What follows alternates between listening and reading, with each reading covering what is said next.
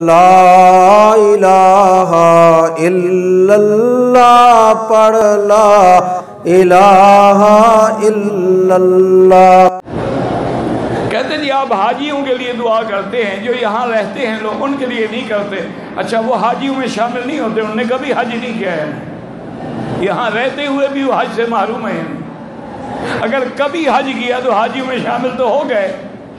اور دوسری بات یہ ہے، حاجی قسمت سے آئے گا، تم تو 24 گھنٹے کعبے میں کھڑے ہو، تمہیں بھی دعا کی کیا ضرورت ہے؟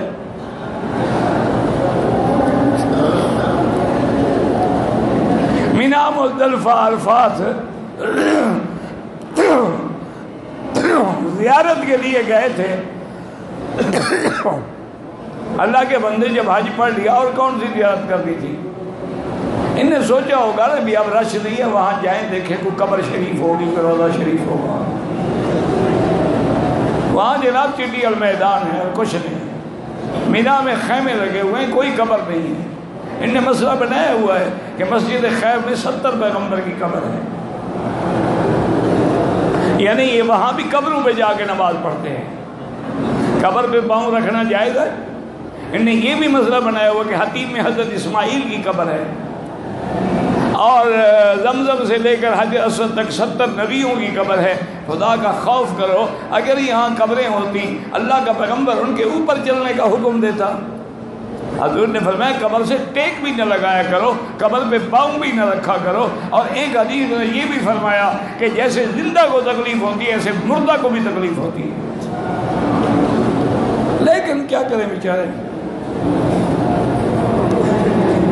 بھائی سود کھانے والا، کھلانے والا، لکھنے والا، لکھانے والا، گواہی دینے والا، سب پہ اللہ کی لعنت ہے۔ لیکن جو موظف ملازم تنخواہ لیتا ہے وہ سود نہیں ہے۔ خدا کا خوف کرو نا، مسئلے کو سمجھو۔